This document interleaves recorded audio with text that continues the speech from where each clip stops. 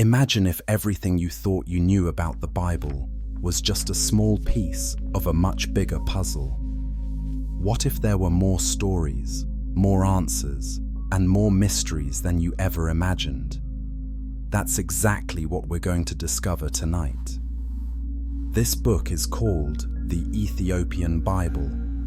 Some people call it the Mashafa Kudus, which means Holy Scriptures in an ancient language. It's been kept safe in the mountains of Ethiopia for thousands of years. While the rest of the world forgot about it, Ethiopian monks protected it like a precious treasure. Now here's something that might surprise you. The Bible you know probably has 66 books if you're Protestant, or 73 if you're Catholic. But the Ethiopian Bible, it has 81 books. That's right. 81 complete books filled with stories, prophecies, and secrets that were left out of other versions. Think about that for a second. 15 extra books. 15 whole books of stories and teachings that billions of people never got to read. Why were they removed? Who decided they shouldn't be included? These are questions that make you wonder, aren't they? Among these hidden books are some with fascinating names. There's the Book of Enoch, which tells about a man who walked with God and was taken to heaven without dying. There's the Book of Jubilees, which gives us a different timeline of creation. There's the Apocalypse of Baruch, showing us visions of the end times that other Bibles don't mention. But the real question is this: why were these books considered dangerous? What was in them that made religious leaders nervous? What truths were they afraid people would discover? The answer might surprise you. These books talk about things that happened before the creation story in Genesis. They describe worlds and beings that existed before Adam and Eve. They reveal secrets about angels, about heaven, and about God's plans that were too radical for some people to accept. Let me paint you a picture. Imagine a group of religious leaders sitting around a table almost 2,000 years ago. They're deciding which books should be in the Bible and which should be left out. They have political pressures. They have different opinions. They're trying to create one unified message that everyone can agree on. So what do? They choose the books that fit their understanding. They pick the stories that support their beliefs, and the books that raise too many questions or challenge their authority. Those get labeled as apocryphal, which basically means hidden or doubtful. But here's the thing. The Ethiopian Orthodox Church didn't go along with those decisions. They're one of the oldest Christian churches in the world, going back to the very first century. They kept all the books they believed were sacred. They didn't let outsiders tell them what was true and what wasn't. For centuries, the Ethiopian Bible remained isolated from the Western world. The church was tucked away in the highlands of Africa, surrounded by Muslim kingdoms.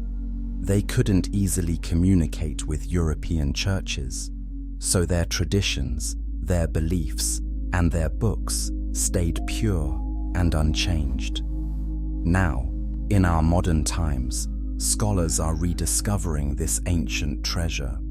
They're reading these lost books with fresh eyes. And what they're finding is absolutely fascinating. These texts answer questions that regular Bibles leave hanging. They connect dots that were never connected before. They show us a much bigger picture of creation, of God's nature, and of humanity's purpose. Have you ever wondered what God was doing before He created the earth? Have you ever asked yourself why the Bible starts with "in the beginning," but doesn't tell us what came before that beginning? The Ethiopian Bible has answers to these questions. It talks about spiritual realms that existed before physical matter. It describes beings made of pure light who lived in worship and wonder. It reveals that creation wasn't just a 6-day event, but a complex unfolding of multiple dimensions and realities. If you're listening to this as you drift off to sleep, that's perfect. Let these ideas float through your mind like gentle waves. Don't try to understand everything right now. Just let the wonder of it all wash over you, because tonight we're going to explore what was created before Adam took his first breath. We're going to visit realms that exist beyond our physical senses. We're going to meet beings who were worshipping God before Earth had a name. Before we go deeper, take another slow breath. Feel yourself relaxing even more. Your body is getting heavier and more comfortable. Your mind is becoming calm and open. You're safe. You're peaceful. And you're about to discover something amazing. So if you're enjoying this journey so far, consider subscribing to this channel. We explore mysteries like this all the time, helping you see the world in new and wonderful ways. Hit that subscribe button so you don't miss what comes next. Are you ready? Let's continue our journey into the secrets that were hidden for so long. Let's discover what existed before the world as we know it began. Chapter 2: The Secret World. Before time began. Imagine a place where time doesn't exist. No clocks, no calendars, no yesterday or tomorrow, just eternal now. This is hard for our minds to grasp because we live every moment watching time pass. But the Ethiopian Bible tells us about a reality that came before time itself. Before God said, "Let there be light," before the earth formed, before stars burned in space, something else was there. According to these ancient texts, God created a spiritual universe first. Not a universe made of atoms and molecules, but one made of pure consciousness and energy. This spiritual creation was invisible to physical eyes. You couldn't touch it or measure it, but it was more real than anything we can see. It was the foundation upon which everything else would be built. Think of it like the blueprint before the building, or the thought before the word. In this spiritual realm, God created beings, not humans, not animals, but intelligences, pure minds with the ability to think, to choose, and to love. These beings didn't have bodies like ours. They were made of something else entirely. Some texts call it light, others call it fire. But whatever it was alive and conscious. These beings had one main purpose: to worship, not because they were forced to, but because they understood something we often forget. They understood how magnificent their Creator was. They saw God's nature clearly, without any veil or confusion, and their natural response was wonder and praise. The Ethiopian Bible describes different types of these beings. Some were called seraphim, which means burning ones. They stayed closest to God's throne, singing constantly. Their song was simple but profound. Holy, holy, holy. These 3 words carried all the truth of existence. Others were called cherubim, guardians of sacred things. They had multiple faces and wings, representing their ability to see all directions and act swiftly. They protected God's glory and kept watch over the boundaries between the holy and the common. Then there were the Ophanim, described as living wheels covered with eyes. I know that sounds strange, but try to imagine beings so different from us that human language struggles to describe them. These wheels moved in perfect harmony with God's will, never turning away from their purpose. And there were many more. Angels with specific duties. Some controlled elements that would later become fire and water. Others managed the flow of divine energy through different realms. Each had their place in a perfectly organized hierarchy. Nothing was random. Everything had meaning and purpose. This spiritual world operated on principles we can barely understand. There was no decay, no death, no endings, just continuous existence in harmony with the divine rhythm. These beings didn't need to eat or sleep. They didn't get tired or sick. They simply were. But here's something profound that the texts reveal. This spiritual creation wasn't just busy work for God. It was a testing ground. It was a place where the first great choice would be made, a choice that would change everything. You see, God didn't create robots. He created beings with free will. They could choose to stay aligned with His purpose, or they could choose their own path. This freedom was both a gift and a risk. It made love possible, but it also made betrayal possible. For a time that we can't measure because time didn't exist yet, everything was perfect. The spiritual beings fulfilled their purposes. Harmony flowed through all the heavens.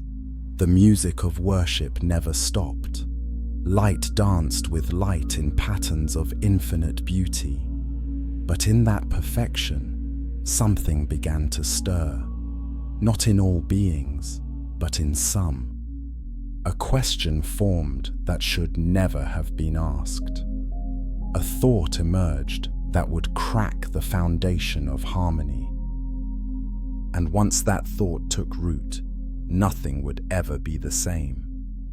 The ancient texts tell us that this spiritual realm still exists today. It's not a place that was and then stopped. It's happening right now, in dimensions we can't perceive with our physical senses. The worship continues. The beings still carry out their duties.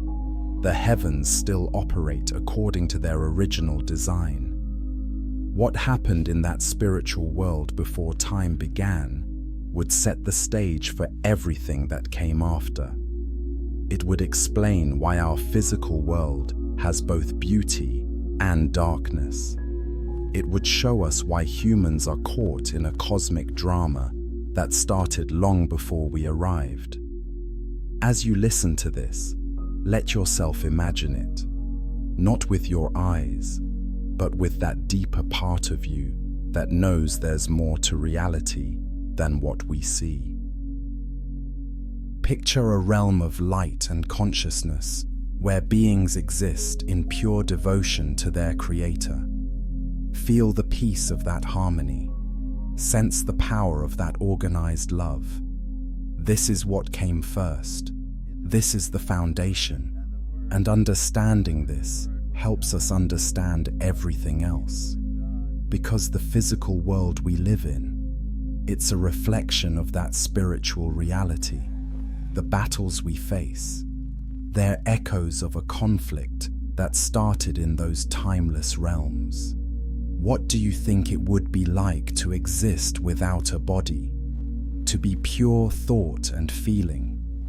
Would you miss having physical sensations? Or would the spiritual reality be so much richer that you wouldn't care? These are the kinds of questions that make us think deeper about who we really are. If you're finding these ideas fascinating, why not share this video with someone who loves mysteries? Maybe a friend who wonders about the deeper meaning of existence. Let's spread these ancient secrets together. Now, let's continue our journey. We've seen what existed before time began. Next, we need to understand the structure of the heavens themselves, because heaven isn't just one place. According to the Ethiopian Bible, it's layered, it's complex, and it's far more interesting than you ever imagined. Chapter 3. 7 Heavens Nobody Told You About. When you hear the word heaven, what do you picture?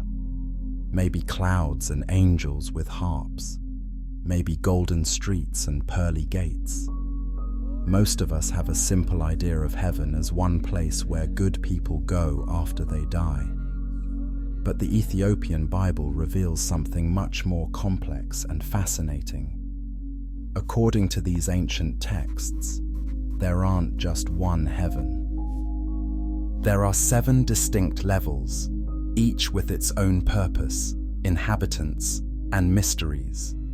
It's like a cosmic apartment building, where each floor has completely different things happening. Let's start with the first heaven. This is the closest one to Earth.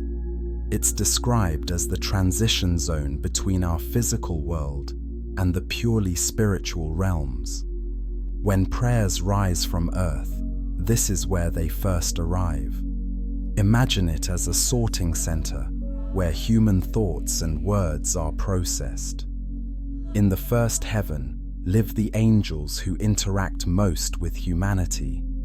These are the messengers, the guardians, the ones who watch over individual people and nations. They're constantly moving up and down, carrying messages between Earth and the higher realms. They see our struggles, they hear our prayers, they witness our joys and sorrows. The second heaven is different. Here, the atmosphere becomes more refined. The beings here don't interact directly with humans very often. Instead, they manage the cosmic order. They oversee the movements of stars and planets. They maintain the physical laws that keep the universe running smoothly. Think of them as heavenly engineers. As we move to the third heaven, things get even more interesting. This is where the Ethiopian texts say certain fallen angels are kept in chains, waiting for judgment. It's a prison dimension, a place of darkness within the realms of light. The Apostle Paul mentioned being taken to the third heaven, and now we understand why that experience was so overwhelming. He saw both glory and horror in the same realm. The fourth heaven is described as a place of absolute silence. No voices, no music. Just pure contemplation. The beings here don't speak because they've transcended the need for words. They communicate through pure thought and feeling. They exist in a state of meditation so deep that thousands of years pass like moments. When we reach the fifth heaven, we find something unexpected. This is where the cosmic records are kept. Every deed, every word, every thought ever produced is recorded here, not as punishment, but as truth. The Ethiopian texts call these the books of life and death. Angels called scribes work constantly, writing down the history of all creation. The sixth heaven is the realm of the elemental angels. These powerful beings control fire, water, earth, and air. They're not the elements themselves, but the intelligence behind them. When a storm happens on earth, it's an echo of decisions made in the sixth heaven. When fire burns or water flows, these angels are directing the spiritual energy that makes it possible. And then we come to the seventh heaven. This is where human language starts to fail completely. The Ethiopian Bible struggles to describe it because earthly words aren't adequate, but it tries. It speaks of a throne that isn't really a throne, but a living presence of power so intense that it appears as fire. Around this throne, millions upon millions of beings worship constantly, not because they're forced to, but because being in that presence is the greatest joy imaginable. They cry out, "Holy, holy, holy," not in a boring repetition, but as if they're discovering something new each time they say it. Each holy carries a different revelation, a different aspect of God's nature. The seventh heaven is where God's immediate presence dwells. Not that God is limited to one place, but this is where His glory is most concentrated and accessible. It's the throne room of the universe, the control center of all creation, the point from which all things flow and to which all things return. Between each of these heavens are barriers, not walls you could climb over, but dimensional boundaries. The texts describe them as gates guarded by powerful angels. Each gate requires a password, a divine word of power that only certain beings know. You can't just wander from one heaven to another. You must have authority. The Ethiopian Bible tells us that the prophet Enoch was given these passwords. God allowed him to travel through all 7 heavens while still alive. He saw things no other human had seen. He learned secrets that most angels don't even know, and he wrote it all down in books that were preserved in Ethiopia while the rest of the world forgot. Why did God create such a complex structure? Why not just one simple heaven? The answer seems to be that God loves complexity and diversity. He creates with infinite creativity. Just as Earth has different ecosystems, different climates, and different types of life, the spiritual realms have variety too. Each level of heaven serves a purpose in the grand design. Together, they create a complete system that connects the highest throne to the lowest dust of earth. They're like a ladder of light, allowing divine energy and information to flow through all of creation. Here's something that might blow your mind. According to these texts, humans who achieve certain spiritual levels can access these heavens, not just after death, but even while alive. Through deep prayer, through fasting, through meditation, the human soul can rise and experience these realms. Some Ethiopian monks claim to have done this, following practices passed down through centuries. What would you see if you could visit these heavens? What would the fourth heaven's silence feel like? Could you handle the intensity of the seventh heaven's glory? These questions aren't just theoretical. They're invitations to imagine possibilities beyond our normal existence. Think about this. If there are 7 heavens above us, each with different purposes and inhabitants, then reality is far bigger than we usually think. We're not just living on a random planet in empty space. We're at the bottom floor of a magnificent cosmic structure that stretches upward through dimensions we can't see, but that are just as real as the ground beneath our feet. Coming up next, we're going to explore something that will challenge everything you thought you knew about the creation story. We're going to talk about the light that existed before the sun. Yes, you heard that right. Light before the sun. How is that possible? The Ethiopian Bible has an answer that's absolutely fascinating. But before we get there, if you're enjoying this journey through hidden knowledge, hit that like button. It helps more people discover these ancient secrets. And drop a comment below telling me which heaven you'd most want to visit. Would it be the silent fourth heaven, or would you brave the intensity of the seventh? Let me know. Now, let's continue deeper into these mysteries. The journey is just getting started. Chapter 4. The light that existed before the sun. Here's a puzzle that has confused people for thousands of years. On the first day of creation, God said, "Let there be light," and there was light. But the sun, moon, and stars weren't created until the fourth day. So what was that light on the first day? Where did it come from? How could there be light without a sun? Most people just accept it as a mystery and move on. But the Ethiopian Bible doesn't leave us hanging. It provides an answer that's both beautiful and profound. That first light wasn't physical light like we know it. It was something much more fundamental.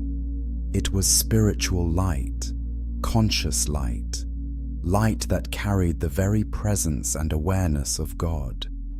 Think about it this way. We're used to light being something produced by stars, or fire, or electricity. We think of it as photons bouncing around. But what if light existed before the physical laws that create photons?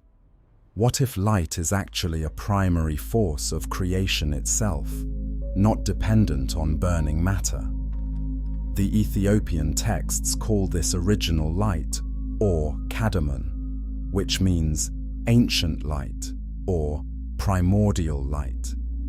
They describe it as God's first expression of himself into creation. Before anything else existed, he released this light from his own being. It wasn't created from nothing. It emanated from him like fragrance emanates from a flower. This ancient light had qualities that physical light doesn't have. It was conscious.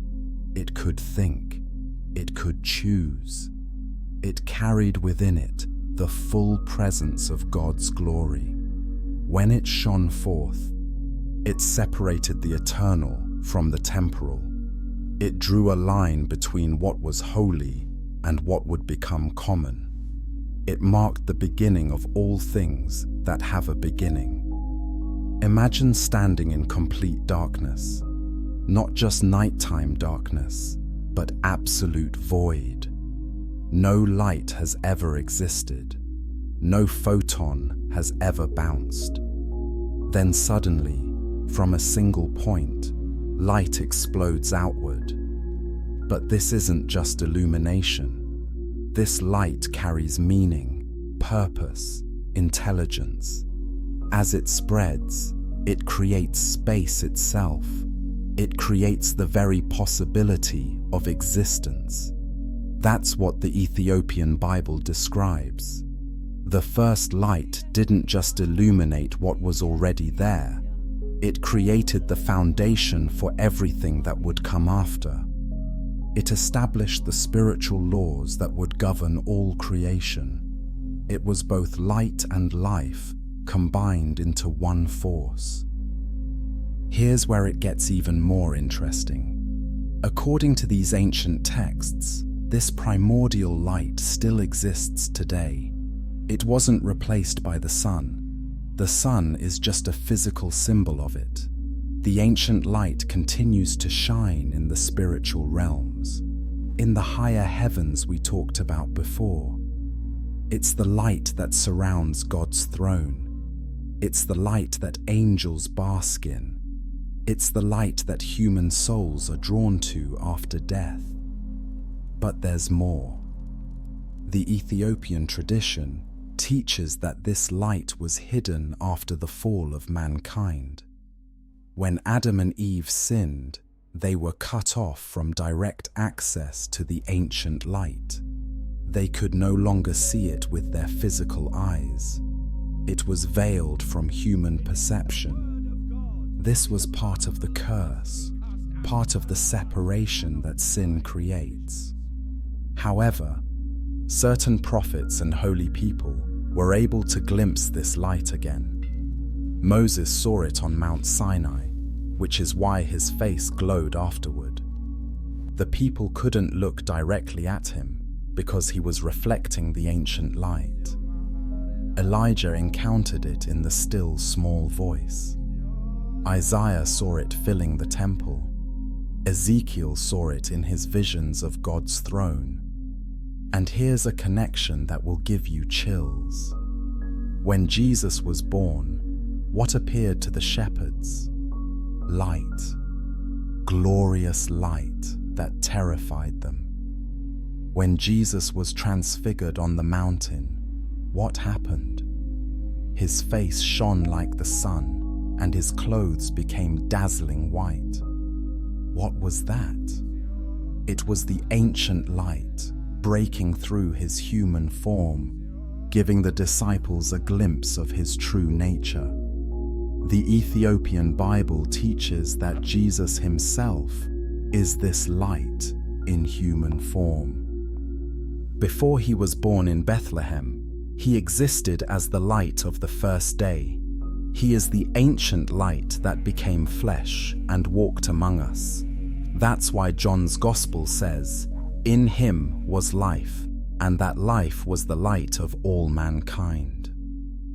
This means that when you encounter Jesus, you're not just meeting a good teacher or a prophet. You're encountering the very force that initiated all creation. You're standing before the light that existed before the sun. That's why his presence is so powerful. That's why demons flee from him. That's why death itself couldn't hold him. But here's the most amazing part. According to these texts, humans were originally designed to carry this light themselves. Adam, before the fall, glowed with it. His body was clothed in light, not just physical skin. He reflected the ancient light because he was made in God's image, and God is light. When sin entered, that light went out.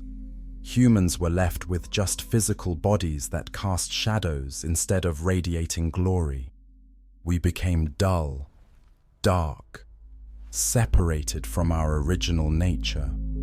The clothes of light were replaced with clothes of skin.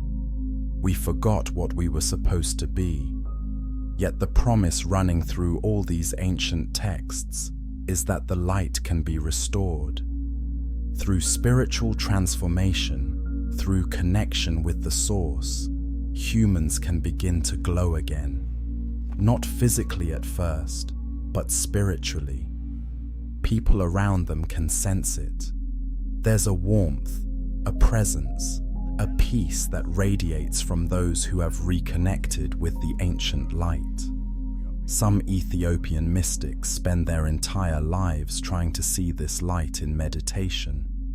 They fast for weeks, they pray for hours, they empty themselves of every distraction, and sometimes, according to their testimonies, they succeed. They report seeing a light brighter than the sun, but that doesn't hurt their eyes. A light that fills them with such joy and peace that physical pleasure seems meaningless by comparison. What would it be like to see that light? To stand in the presence of the force that created everything? Would it change you? Would you ever be the same? The texts say that anyone who truly sees the ancient light can never go back to living a merely physical life. They become marked, changed, transformed from the inside out. As you drift off to sleep tonight, imagine that light. Picture it in your mind. Not harsh and glaring, but warm and welcoming. Imagine it surrounding you, penetrating every cell of your body, filling every corner of your soul. Imagine yourself glowing with it, restored to what humans were always meant to be. This is not just a nice bedtime thought. According to the Ethiopian Bible, this is actually possible. The ancient light still shines. The veil can be pierced. The separation can be overcome. And when it is, we discover our true identity. Coming up next, we need to talk about the being who tried to steal this light. The angel who wanted to be the source instead of the reflection. His story is more complex and more tragic than most people realize. And understanding his fall helps us understand our own struggles. If this exploration is opening your mind to new possibilities, please consider subscribing. We dive deep into these kinds of mysteries regularly. And if you know someone who would love this content, share it with them. Knowledge multiplies when it's shared. Now, let's meet the angel who fell from the highest heights to the lowest depths. His story is next. Chapter 5. The Angel Who Wanted to Be God. Every story has a villain, and creation's story is no different. But unlike the cardboard cutouts we see in movies, this villain is complex, tragic, and in some ways, almost understandable. His name, according to the Ethiopian Bible, was Satanael. Not Satan, not Lucifer. Satanael, which meant God's sentinel, or keeper of God's secrets. Let's pause for a moment and really think about this. This being wasn't created evil. He wasn't born in darkness. According to the ancient texts, Satanael was the most beautiful, the most intelligent, the most gifted of all created beings. God poured more creativity into him than into any other angel. He was meant to be the crown jewel of spiritual creation. The Ethiopian texts describe Satanael as being covered in precious stones. His very being reflected light in countless colors. When he moved, it was like watching liquid fire flow. His voice could make the other angels weep with its beauty. His understanding of divine mysteries was deeper than any other created being. He stood closer to God's throne than anyone else. His job was crucial. He was the guardian of heavenly music. Not music like we know it, but the fundamental vibration that held the spiritual realms together. Everything in creation operates on frequencies, on vibrations, and Satanael was the conductor of this cosmic orchestra. When he directed the worship, all the heavens resonated in perfect harmony. But something went wrong, and here's where the Ethiopian Bible gives us details that other versions don't. It wasn't just simple pride. It was more complicated than that. Satanael didn't just wake up one day and decide to be evil. It was a gradual process, a slow turning away from his purpose. It started with contemplation. Satanael began to think about himself more than about God. He started noticing his own beauty instead of seeing himself as a reflection of God's beauty. He began to appreciate his own wisdom instead of recognizing it as a gift. Self-awareness turned into self-focus. Self-focus turned into self-worship. The texts say that he would look at himself and think, "How magnificent I am," not, "How magnificent is the God who made me." Do you see the difference? It's subtle but profound. The moment his praise turned inward instead of upward, something broke. The harmony was disrupted. The music began to sound off key. But here's what makes this story even more tragic. Satanael wasn't content with being the most exalted created being. He wanted more. He wanted to be the creator himself. The Ethiopian Bible tells us that he looked at God's ability to create and thought, "I could do that. I should do that. Why should I only serve when I could rule?" This desire to create wasn't just about making things. It was about being the source, about being the center, about having others worship him the way he was supposed to worship God. He wanted to reverse the flow of glory. Instead of reflecting God's light, he wanted to be the light source himself. And so, Satanael began a campaign. He didn't openly rebel at first. That would have been too obvious. Instead, he started planting questions in the minds of other angels. Why do we serve? Aren't we magnificent enough to deserve worship ourselves? What gives God the right to be in charge? Couldn't we create our own reality with our own rules? The Ethiopian texts say that he convinced a third of the angels to join him. Think about that. A third of all the spiritual beings who had been created perfect, who had seen God's glory directly, who had worshipped for what seemed like eternity, they turned away. They chose to follow Satanael instead of their creator. What was his plan? According to these ancient writings, Satanael wanted to ascend above the highest heaven. He wanted to place his throne above God's throne. He wanted to rewrite the spiritual laws so that he would be the supreme being. In essence, he wanted to stage a coup in paradise. But here's a question worth pondering. Why did God allow this to happen? He's all-knowing, right? He must have seen this coming. He could have stopped it before it started. He could have created Satanael without the ability to rebel.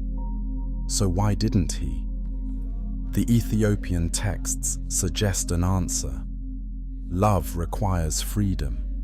Real love cannot be programmed or forced. God wanted beings who would choose to love him, not robots who had no other option. And that means he had to take the risk that some would choose not to love him. Satanael's rebellion was the cost of creating beings with genuine free will. When the rebellion finally came into the open, it wasn't a physical battle like we see in movies. There were no swords or shields. It was a spiritual confrontation. It was a clash of wills, of purposes, of fundamental orientations. And in that confrontation, Satanael and his followers were cast out. But cast out doesn't mean they were thrown across space like objects. They fell from a state of being. They fell from glory to shame, from light to darkness, from harmony to chaos. They lost their connection to the source of all good. And in losing that connection, they lost their beauty, their joy, their peace. They became twisted versions of what they once were. The Ethiopian Bible reveals something chilling. When Satanael fell, his name was cut.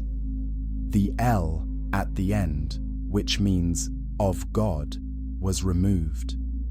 He became Satan, the adversary. He was no longer associated with divinity. He had separated himself so completely that even his name had to change to reflect his new nature. And here's what should concern us. Satan didn't give up on his plan. He just changed tactics. If he couldn't rule in heaven, he would corrupt God's creation from within. If he couldn't be the creator, he would be the destroyer. If he couldn't receive worship directly, he would trick beings into worshipping anything other than God. The texts say that Satan watched and waited. He observed as God continued creating. He saw the formation of the physical universe. He saw Earth take shape. And he saw God's next great project, humanity. And that's where the story takes its next crucial turn. Because according to the Ethiopian Bible, humans weren't God's first attempt at creating beings with free will.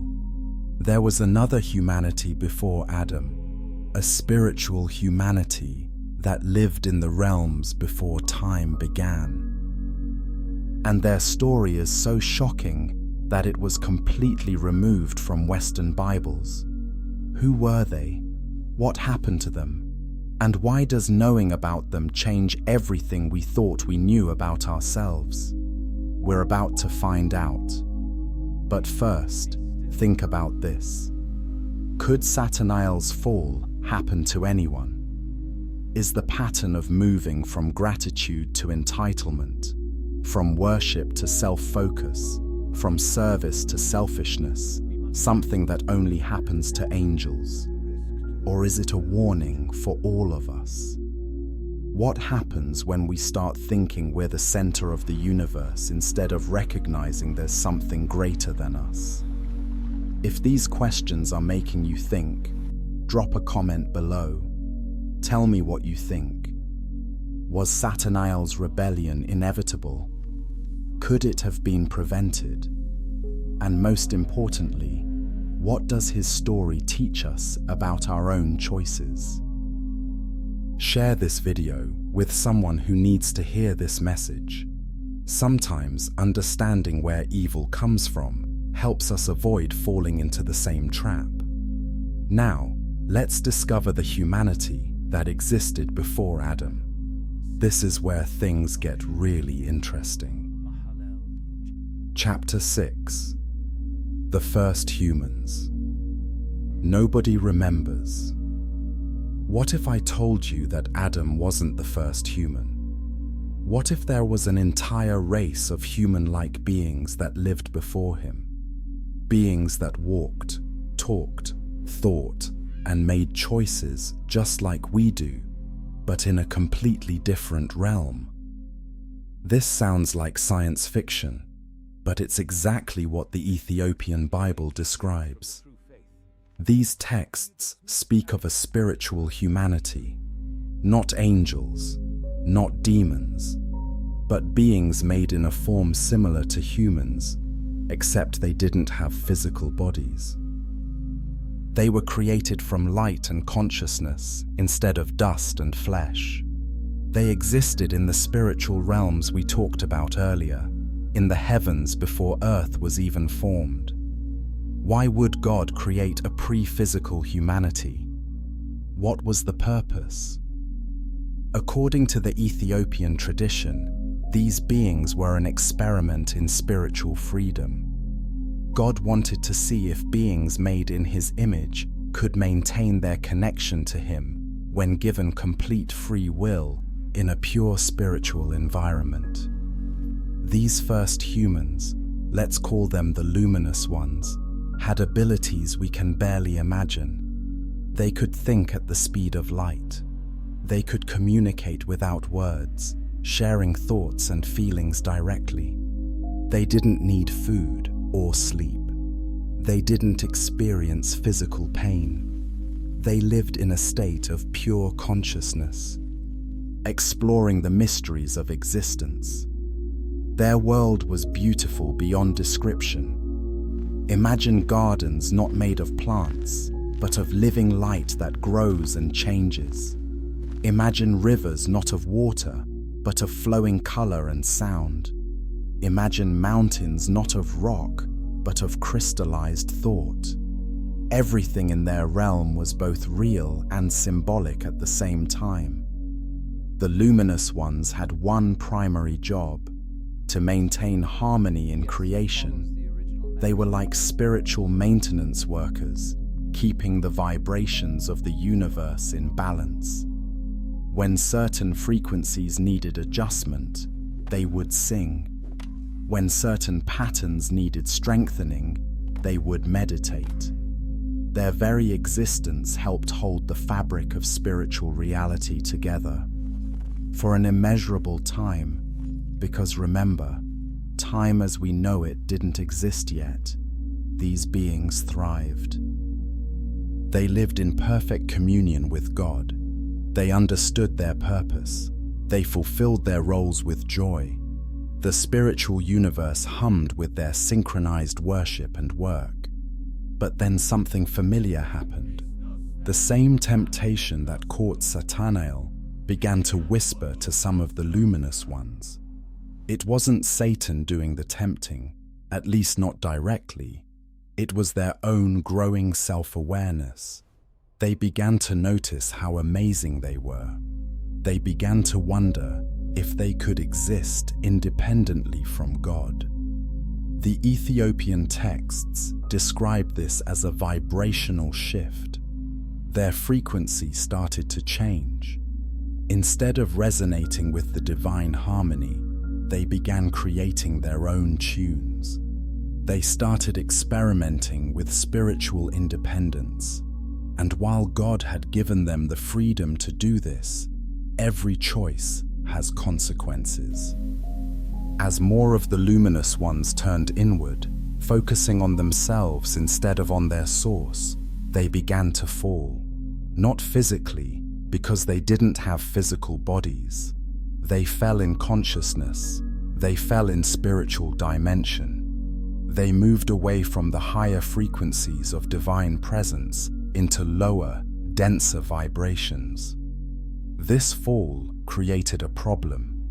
These beings still existed, but they were no longer connected to the life-giving presence of God. They became like spiritual orphans, wandering between dimensions, seeking something to fill the void they had created. They had consciousness, but no purpose. They had existence, but no joy. They had freedom, but no peace. The texts suggest that some of these fallen luminous ones were eventually sealed away in what we might call spiritual prisons. They were quarantined in lower dimensions so they couldn't disrupt the harmony of the higher realms. But others remained free to wander, and this is where things get really interesting for us. According to Ethiopian tradition, these wandering spiritual beings are still around today. They exist in dimensions that overlap with our physical reality, but that we can't normally perceive. They're desperate to experience physical sensation because they gave up their spiritual glory, but never received physical bodies. They're stuck in between, and they envy those who have what they lost. This might sound like strange mythology, but think about it. Have you ever felt a presence in a room when you were alone? Have you ever experienced thoughts that didn't seem to come from your own mind? Have you ever felt influenced by something you couldn't see or explain?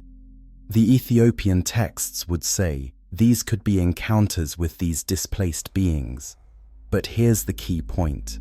The failure of the first spiritual humanity is what led to the creation of Adam. God didn't give up on the idea of beings made in his image who could choose freely. He started over, but this time with a different approach. This time, he would create beings with both spiritual and physical components.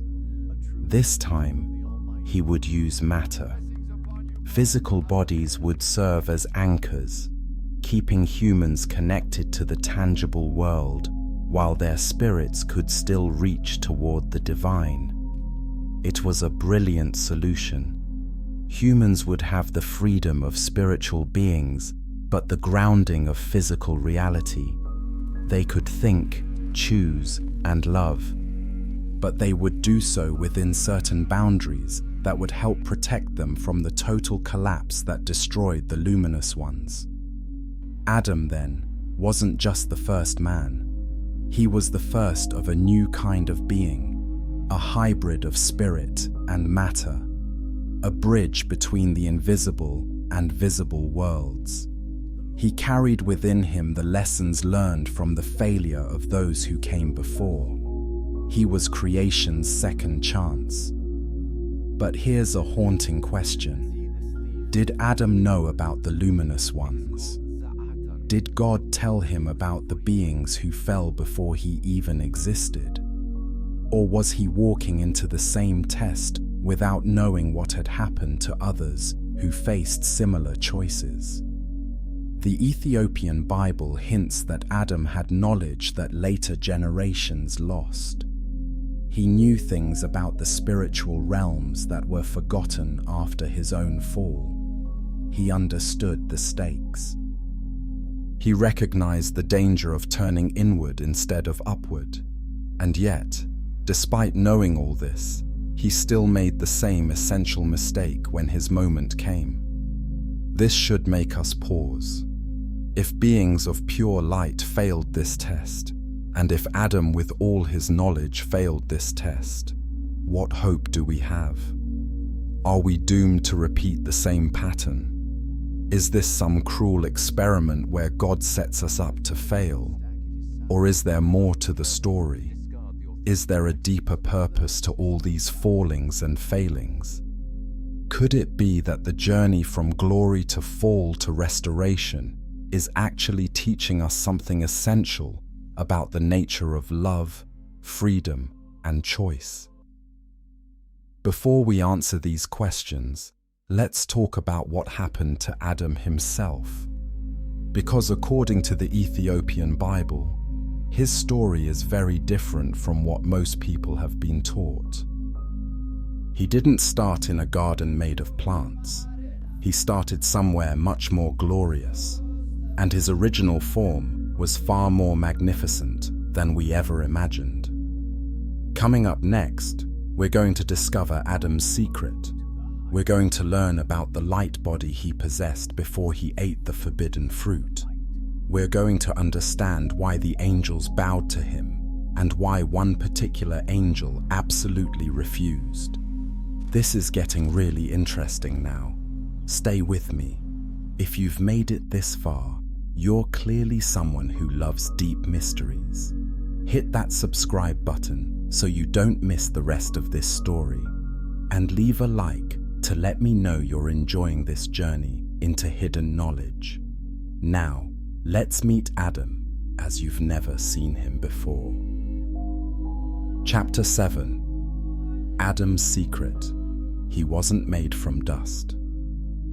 First, close your eyes and picture Adam. What do you see? Probably a man made from dirt, right? God scoops up some clay, shapes it into a human form, breathes life into it, and boom, Adam exists. That's the story most of us learned. But the Ethiopian Bible tells us something that will blow your mind. That's not how it started. According to these ancient texts, Adam's creation happened in stages. The physical body came later. Before God formed the clay man, he created Adam as a being of light, a spiritual entity so glorious that even the highest angels were amazed. Adam's first form wasn't flesh and blood, it was pure radiance. The Ethiopian Bible describes this pre-physical Adam as wearing a robe of light, not clothing made of fabric, but light itself wrapped around his spiritual body. This light was so bright that it illuminated the entire spiritual realm where he was first placed. When the angels saw him, they saw a being that reflected God's glory in a way they had never seen before. Why? What made Adam's light body different from the angels? The answer is profound. Angels were created to serve specific functions. They were like specialized tools, each designed for a particular purpose. But Adam was created as a generalist. He contained within him the potential for all the angelic functions combined. He was meant to be a microcosm of the entire spiritual creation. This light body, Adam had abilities that seem like superpowers to us. He could see across dimensions. He could understand the language of all created beings. He could command elements with his words. He had direct access to divine wisdom without needing anyone to teach him. He was, in essence, a bridge between God and all other created beings. The texts say that God presented this radiant Adam to all the angels and commanded them to bow down, not to worship Adam as God, but to acknowledge his unique role in creation, to honor the image of God that he carried. This was a huge moment. It was a test of the angels' hearts. Most angels bowed willingly. They recognized that honoring Adam was honoring God's choice. They understood that submission isn't about inferiority, but about order. They saw the beauty in Adam and celebrated it without jealousy. But one angel refused. Can you guess which one? Satanael, the same being who had already rebelled in his heart, though not yet openly, looked at Adam and felt something toxic: envy. How dare this new creation be placed above him? How dare God command ancient, powerful angels to bow to this newly made being? In his mind, it was an insult, an outrage, a cosmic injustice. The Ethiopian texts record Satanael's thoughts. "I am fire," he said. "Adam is made from lowly earth. Why should fire bow to dust? I was created first. I have served longer. I have more wisdom. This is wrong." He could only see the physical potential in Adam, not the spiritual glory he actually carried. His pride blinded him.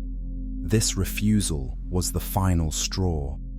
It was Satanael's open declaration of rebellion. He wasn't just questioning anymore. He was directly disobeying a divine command. And at that moment, his fate was sealed. He and all the angels who joined his refusal were cast out from the divine presence. They fell from their positions, losing the light and glory they once possessed. But back to Adam. For a time, he existed in this magnificent light form in what some texts call the Garden of Eden above. This wasn't the earthly garden we know. It was a spiritual paradise in one of the higher heavens. Here, Adam walked with God directly. They talked face to face. Adam learned the secrets of creation, the names of all things, the purposes behind everything that existed. Life was perfect. Adam had everything. He was connected to the source of all life. He experienced pure joy, unfiltered knowledge, constant peace. There was no pain, no confusion, no lack. He was exactly what God intended a being made in his image to be. So why did God then place him in a physical body? Here's where the plot thickens. The Ethiopian Bible suggests that the physical creation of earth was happening parallel to all this spiritual drama.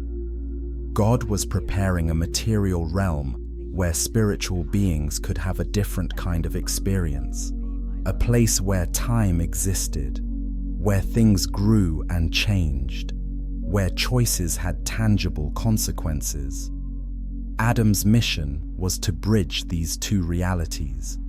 He would take all the spiritual wisdom he had learned and apply it in the physical world. He would be the connection point between heaven and earth. His light body would be housed in a flesh body, creating something entirely new, a being that was fully spiritual and fully physical at the same time. So God formed the body from dust. He shaped it carefully, making it in the exact image of the light body Adam already possessed. And then he did something amazing. He didn't create a new soul. He took the already existing spiritual Adam and placed him into this physical form. The breath of life that God breathed into Adam wasn't creating his consciousness. It was connecting his pre-existing spirit to his new body. Imagine what that must have been like. To go from existing as pure light and thought to suddenly feeling weight, temperature, textures, to have a heartbeat, to feel hungry, to experience physical sensations. It must have been both thrilling and limiting at the same time. Adam now had a foot in both worlds, spiritual and physical, invisible and visible. But here's the crucial detail most people miss. When Adam took on physical form, he didn't lose his light body. He still had it, underneath and interpenetrating the flesh. The robe of light was still there, protecting him, connecting him to the divine. His physical body glowed with it. He was radiant, shining, magnificent, even in flesh form. This radiance was more than just appearance. It was a sign of his unbroken connection to God. As long as that light remained, Adam couldn't experience death, disease, or decay. The light kept him in perfect health. It gave him access to spiritual knowledge. It allowed him to still communicate with angels and perceive the invisible realms. The earthly Garden of Eden was prepared for this new phase of Adam's existence. It wasn't just a pretty garden. It was a thin place, a spot where the physical and spiritual realms overlapped more than anywhere else on earth. In Eden, Adam could still experience the presence of God almost as directly as he had in the heavenly paradise. He could still see angels. He could still access divine wisdom. God's plan seemed to be working perfectly. Adam was successfully bridging the two worlds. He was naming the animals, tending the garden, exploring his new physical reality, while maintaining his spiritual connection. Everything was going according to plan. And then Eve was created, and together they were supposed to multiply this miracle, creating more bridge beings who could expand God's kingdom across the earth. But we know the story doesn't end happily there. Something went wrong, and when it did, Adam didn't just make a mistake. He lost something precious, something that the Ethiopian Bible says we're all still missing today. He lost the robe of light. He lost his radiant glory. He lost his clear connection to the divine realms. What happened? How did it happen? And who was behind it? Well, remember that fallen angel who refused to bow to Adam? He hadn't forgotten. He hadn't forgiven. And he certainly hadn't given up on his plan to corrupt God's creation. Satanael, now Satan, was watching and waiting for his opportunity. and in the Garden of Eden, he found it. Coming up next, we're going to explore one of the most mysterious and controversial parts of the Ethiopian Bible, the story of the Watchers, angels who fell not because of pride like Satan, but because of desire. Angels who looked at humanity and wanted to experience physical existence so badly that they made a choice that would curse both themselves and the human race. This is heavy stuff, but it's important.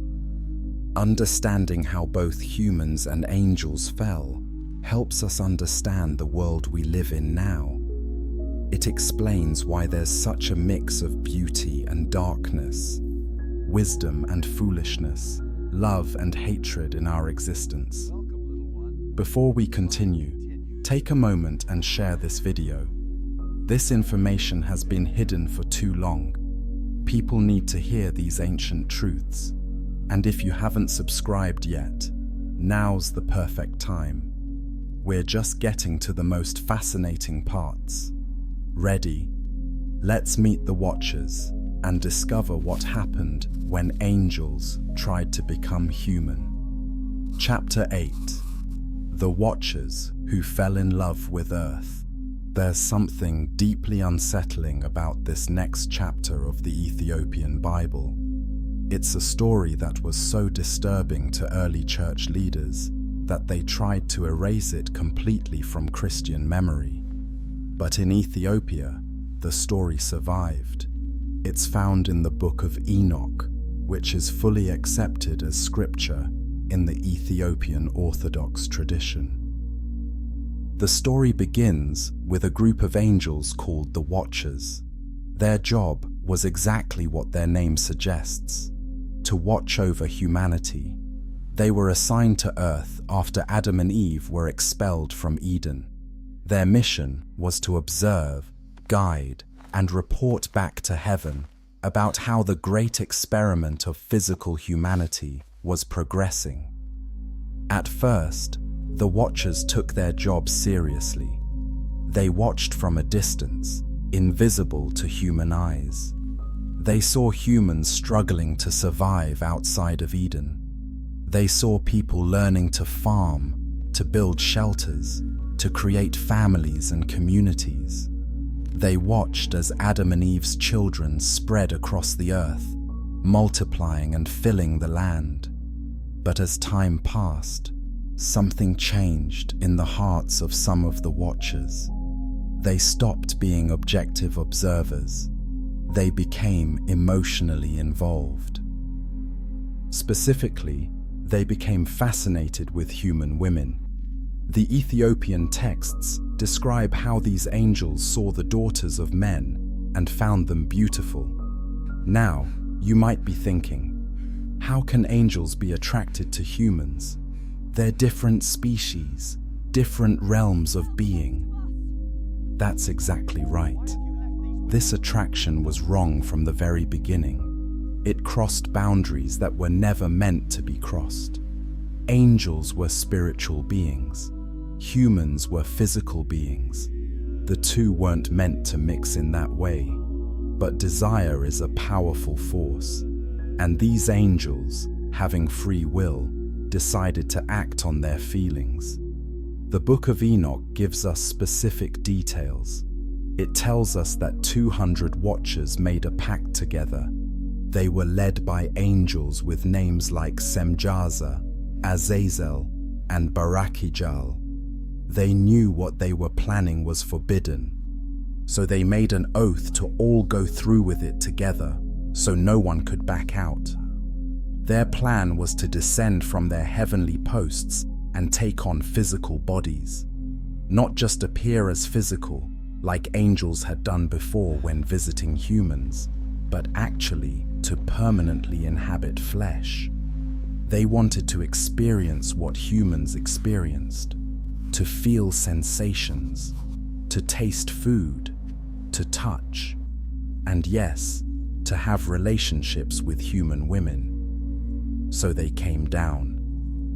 The texts say they landed on Mount Hermon, which even today is considered a mystical location.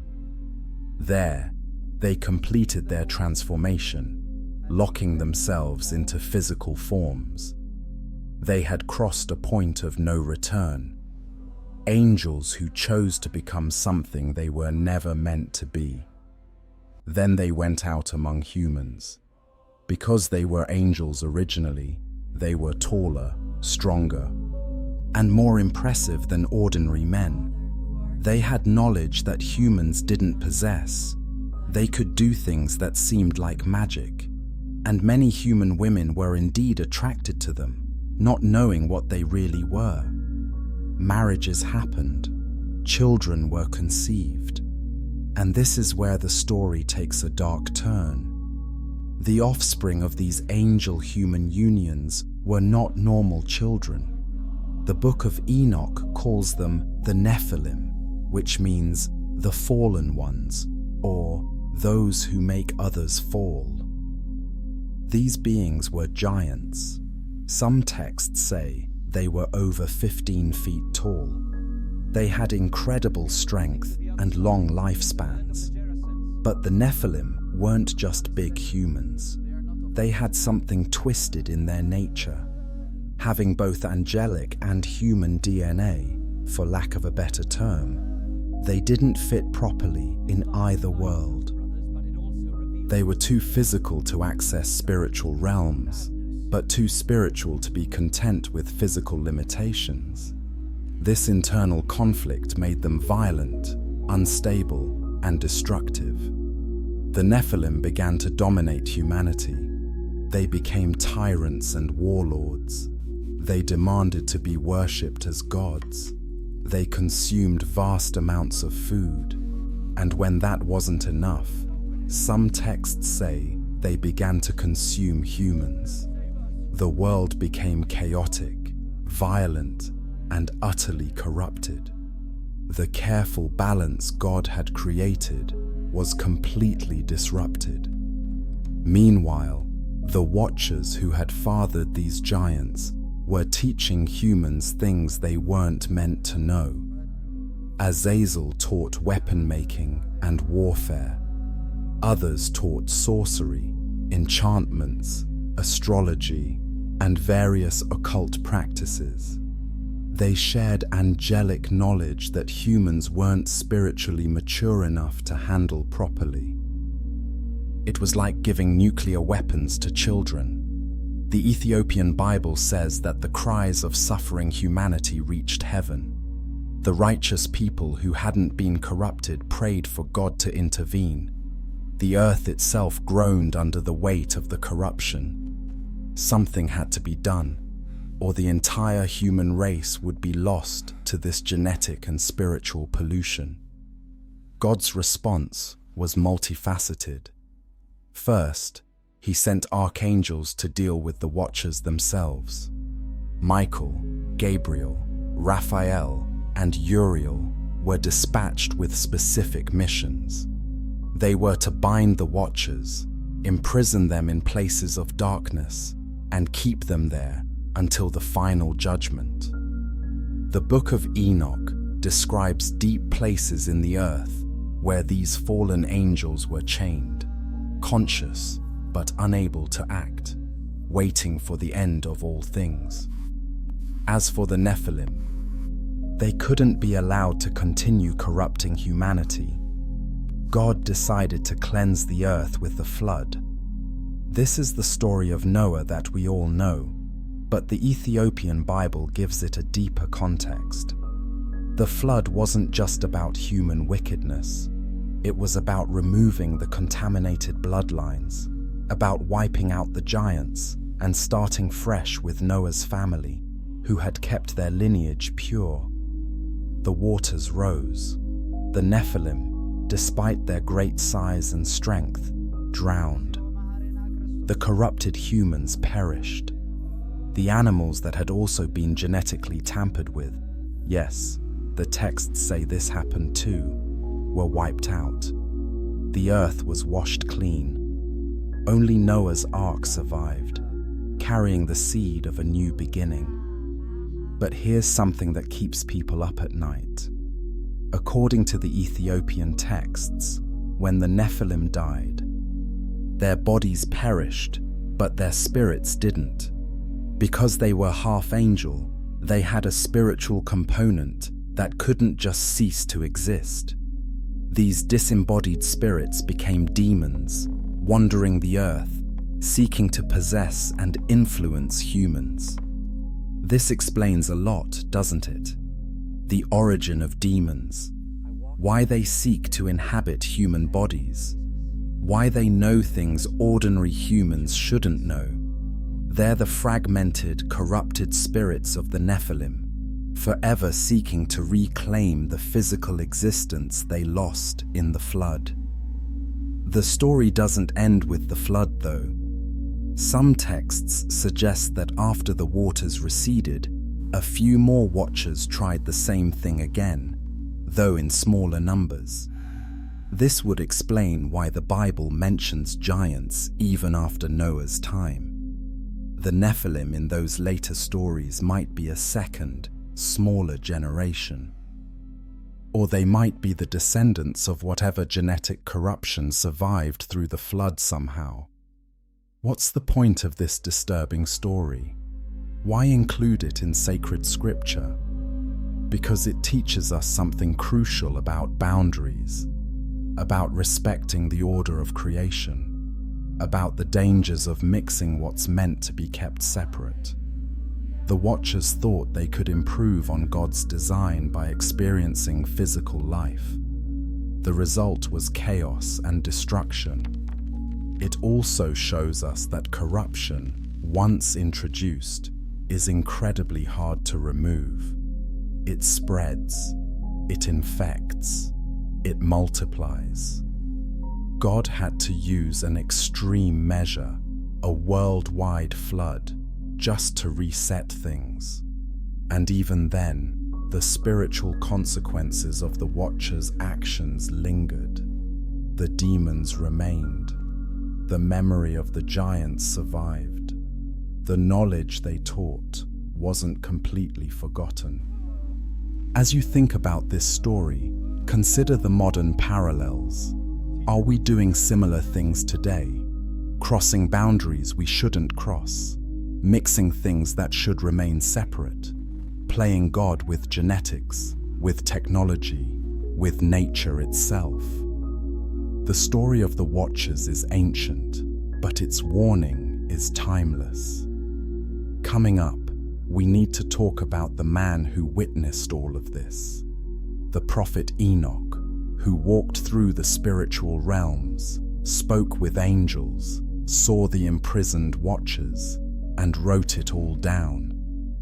His journey is one of the most incredible stories in the Ethiopian Bible, and understanding what he saw will change how you view reality itself. If this is resonating with you, hit that like button.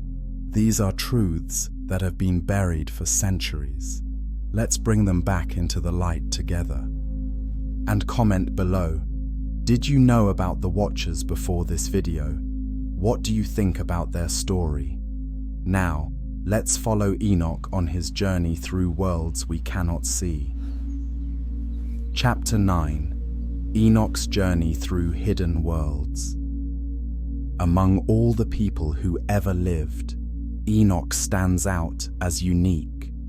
The Bible mentions him briefly, saying only that Enoch walked with God, and he was not, for God took him. But what does that mean? Where did God take him? What did he see? What did he learn? The Ethiopian Bible answers these questions in detail that will leave you amazed. Enoch lived in the generations after Adam. He was a righteous man in a world that was becoming increasingly corrupt. While others were being influenced by the fallen Watchers and their giant offspring, Enoch maintained his connection to God. He prayed, he meditated, he kept himself pure, and God noticed. One day, angels appeared to Enoch, not in a dream or vision, but physically.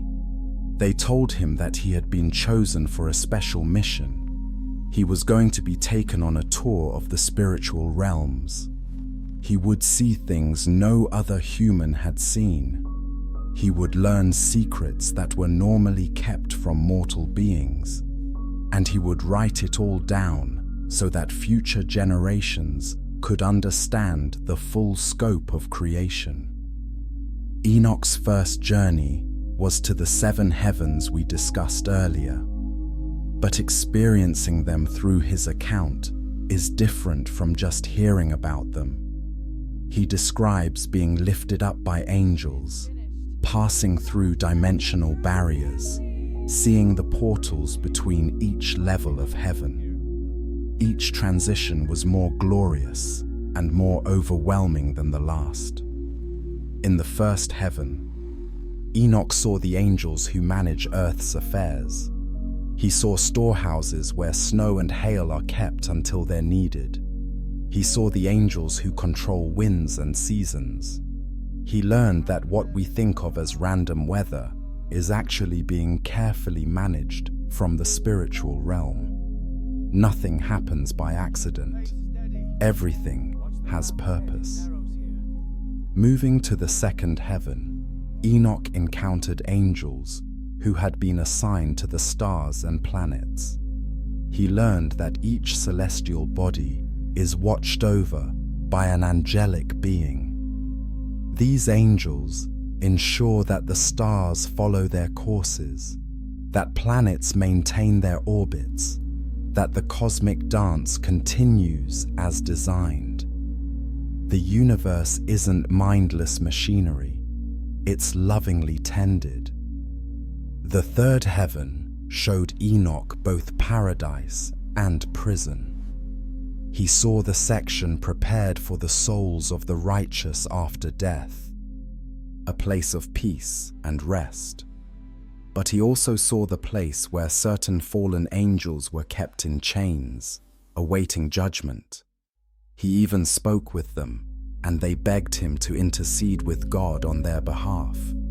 They regretted their rebellion, but it was too late. Their choice was final. In the fourth heaven, Enoch experienced something indescribable, a realm of pure contemplation where beings existed in constant meditation on the divine. He couldn't hear them speak, but he could feel their thoughts washing over him like waves. The peace in that place was so profound that Enoch didn't want to leave. But his tour wasn't finished. The fifth heaven contained the great library of existence. Here, Enoch saw angels writing constantly in enormous books. Every human life was recorded. Every deed, every word, every thought was being chronicled. Not for punishment, but for truth, so that when the time comes for judgment, everything will be remembered accurately. The sixth heaven was filled with angels who seemed to be made of the elements themselves. Fire angels, water angels, earth angels, wind angels. They managed the fundamental forces of nature. Enoch learned that behind every physical law is a spiritual intelligence, making sure it functions correctly. Gravity, magnetism, chemical reactions, all of it is overseen by conscious beings.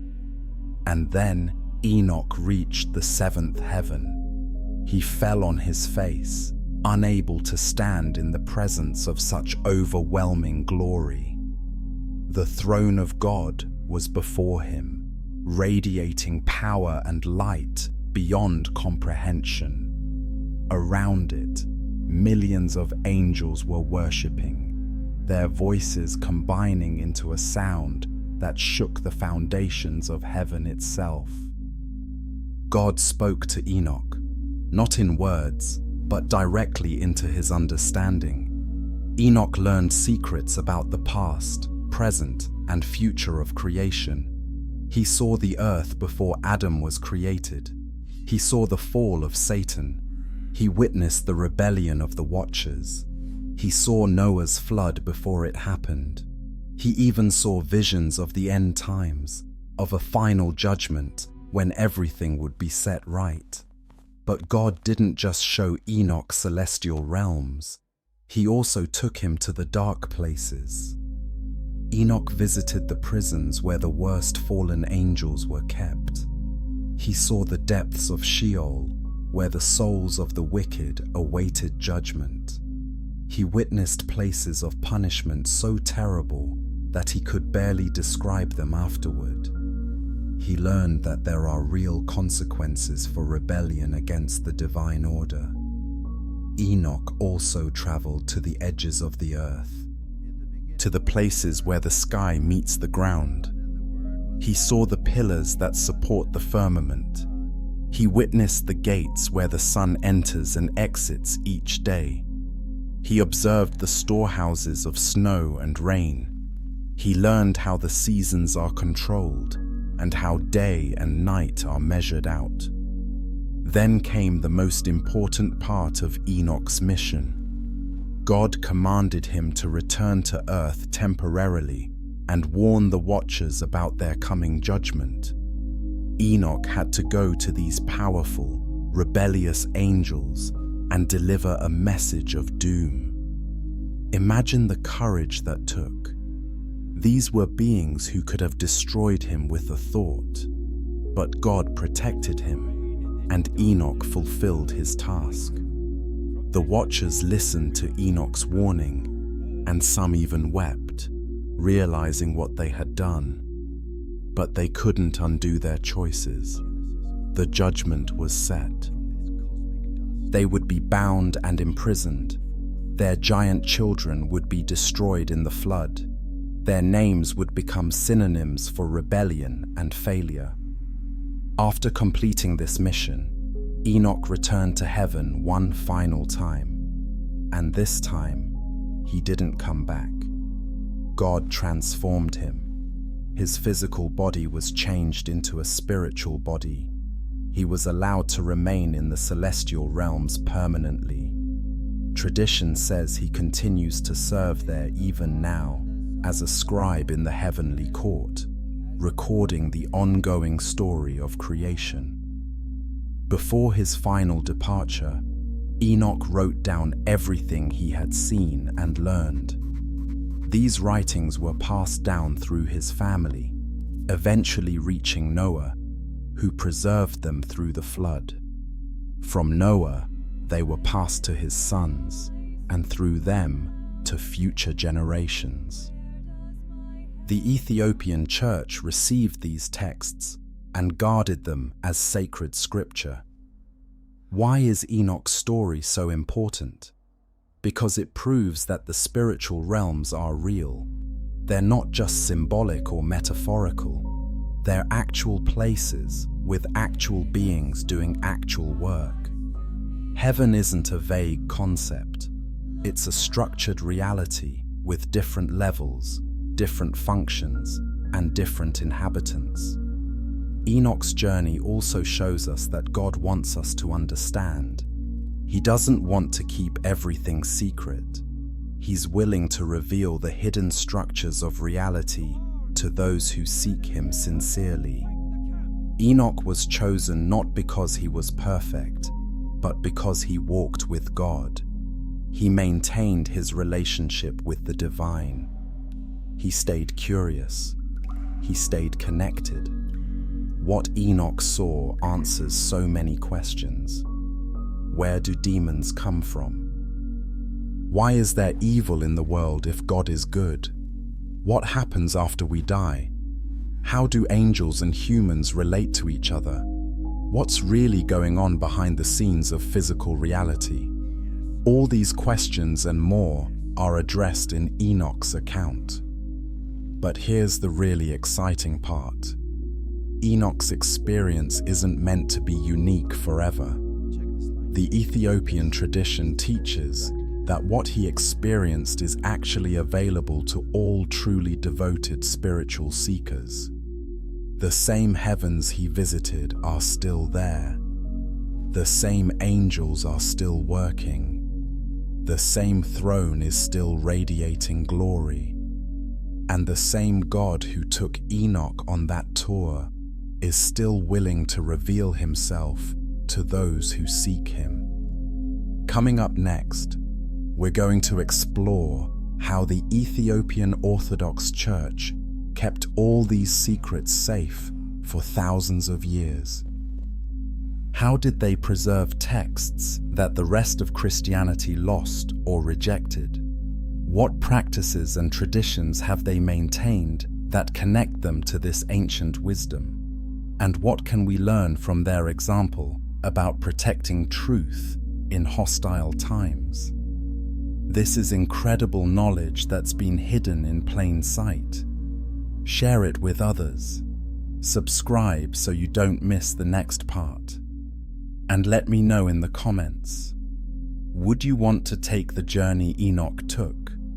Would you be brave enough to visit both the glorious realms and the dark prisons he witnessed?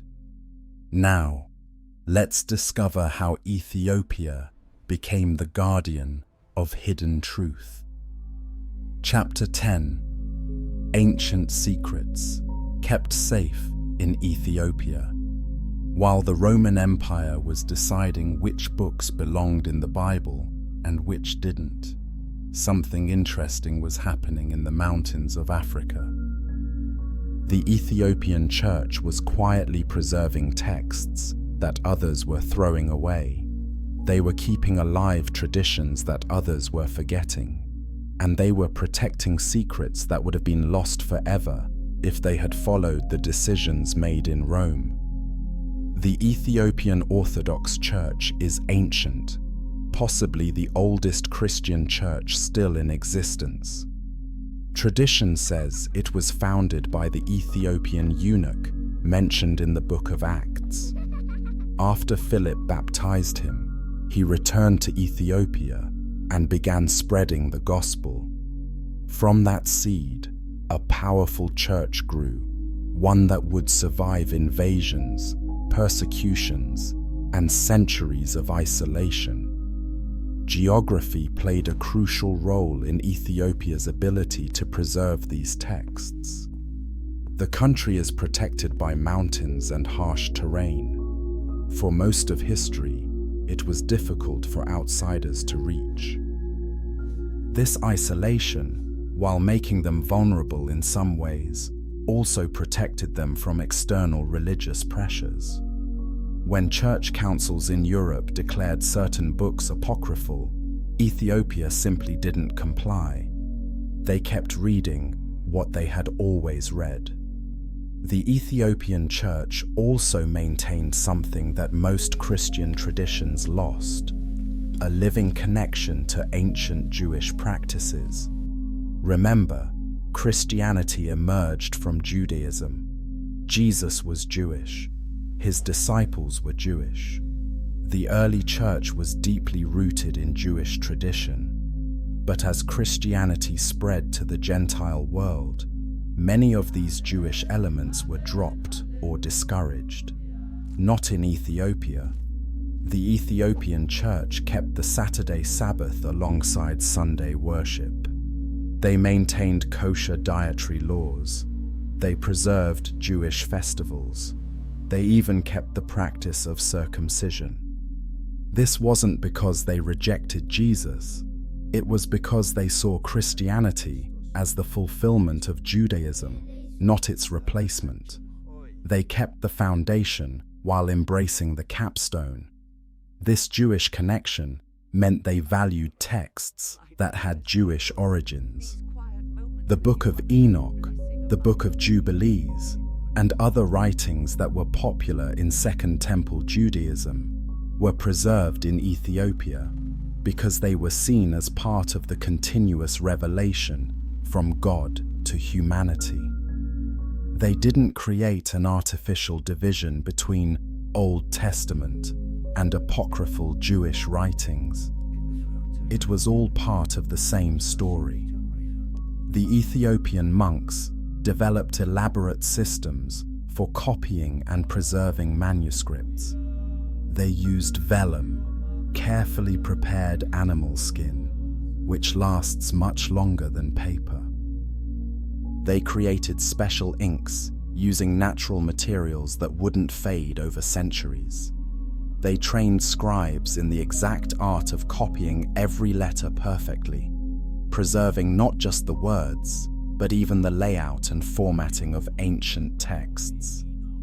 These manuscripts were kept in monastery libraries, often in remote locations, accessible only by difficult climbs. Some monasteries were built on mountain peaks or in caves. Monks would dedicate their entire lives to living in these isolated places, guarding the texts, copying them when they wore out, and passing them to the next generation. They saw this as a sacred duty, a way of serving God by protecting His revealed words. But it wasn't just about preserving texts. The Ethiopian Church also maintained practices that other Christians forgot.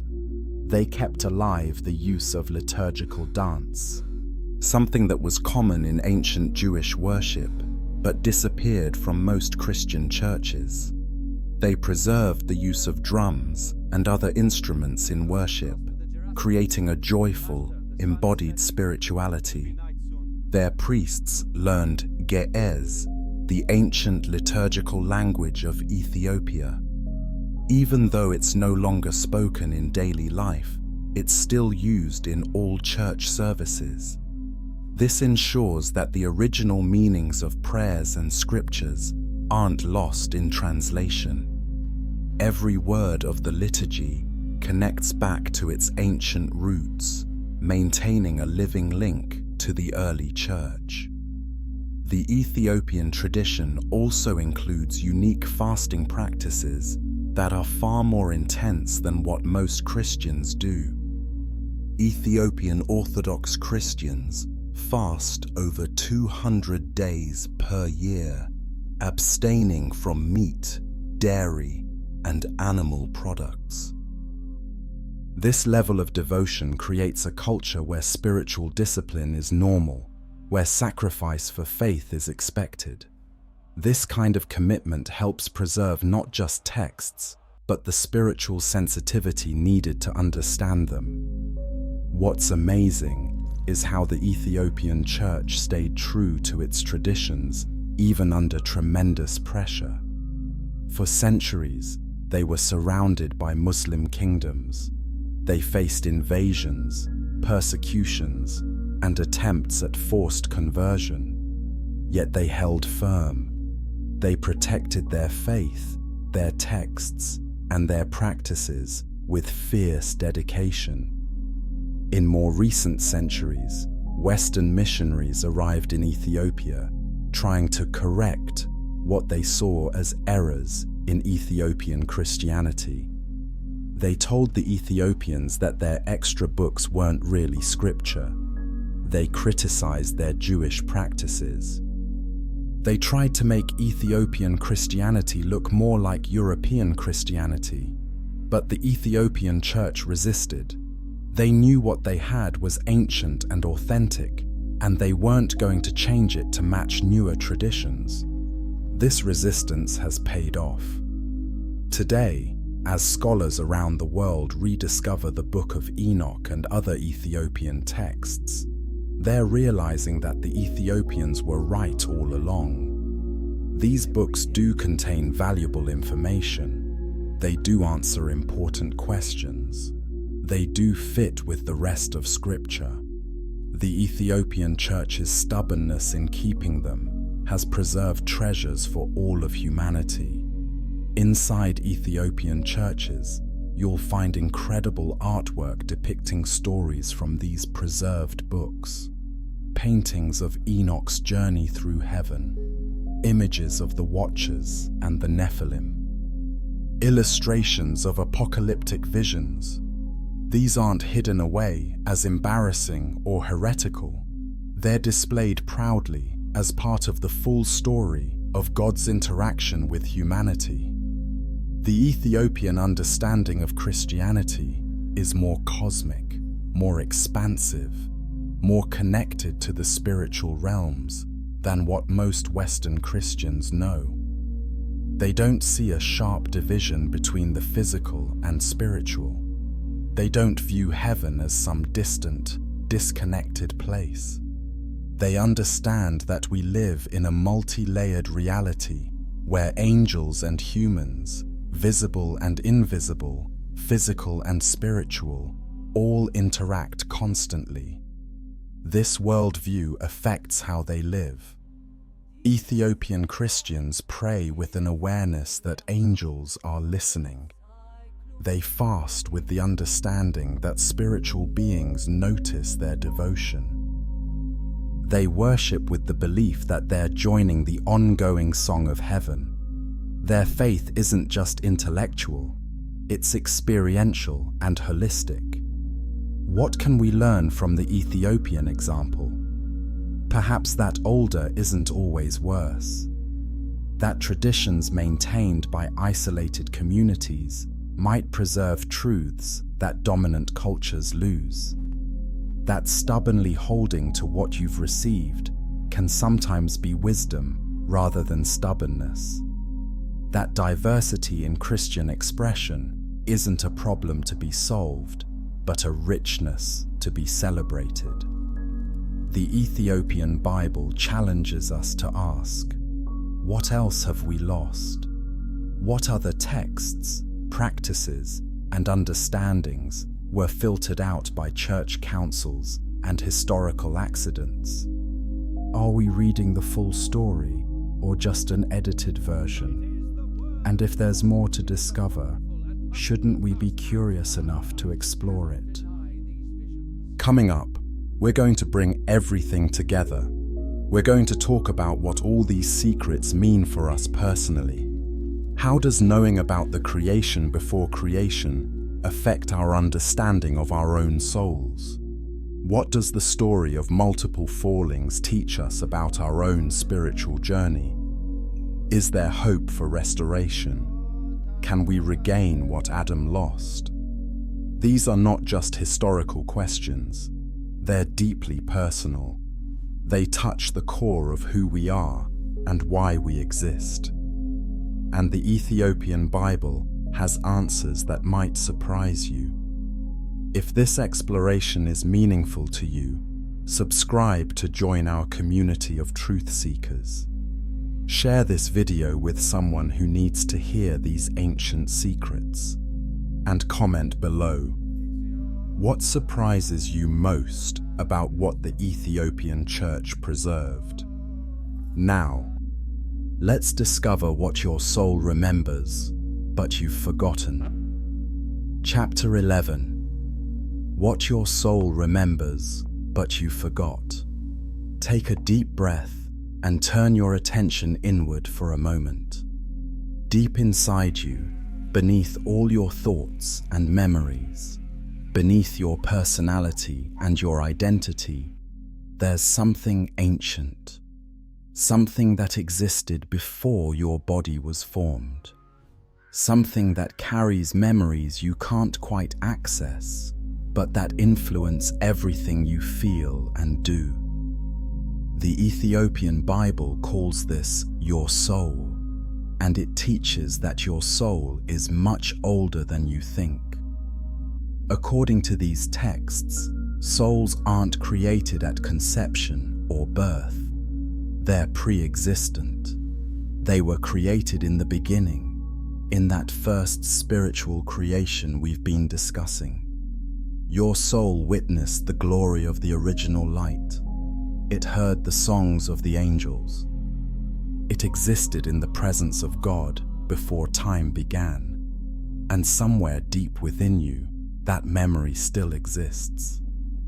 This might sound strange at first. We're used to thinking that we begin when we're born, that before our conception, we simply didn't exist. But the Ethiopian tradition, drawing from the Book of Jubilees and other texts, teaches something different. It says that God created all souls together, a vast multitude of spiritual beings, each unique, each with purpose and destiny. These souls didn't all descend into physical bodies at once. Some came earlier, some later. Throughout human history, souls have been taking on flesh, entering physical reality to fulfill their individual missions. When a baby is conceived, a soul that has been waiting in the spiritual realm is assigned to that new body, beginning its journey through material existence.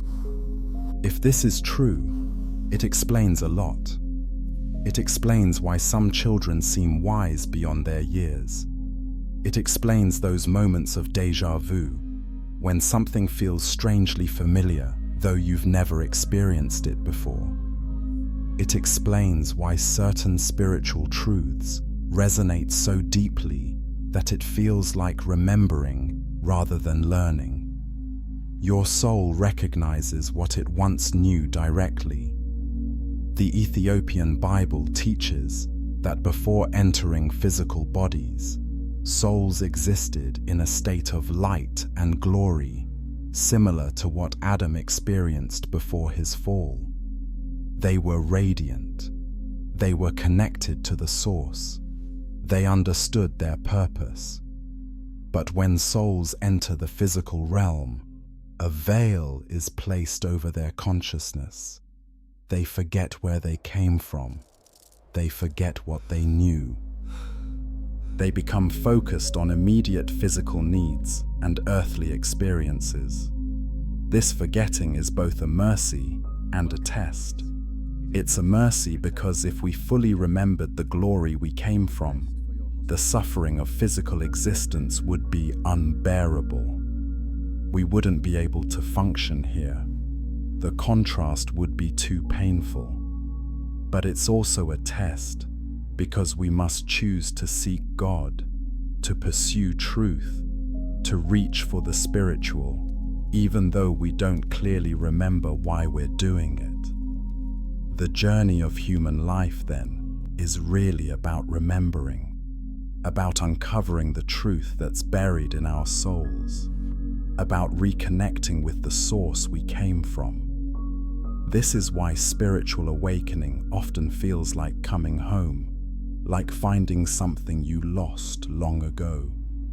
You're not creating a new relationship with God. You're remembering an ancient one. But here's where it gets challenging. The texts teach that not all souls descended in purity. Some souls were affected by the fall of the Watchers and the corruption they brought. Some carry within them the scars of ancient rebellions. Some are burdened by choices made in the spiritual realms before physical birth.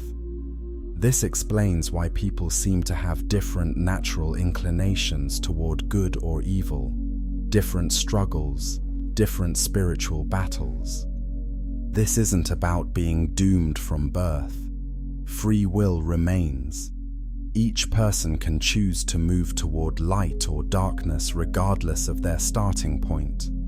But it does mean that some people have more obstacles to overcome. Some are fighting battles that others don't even know exist.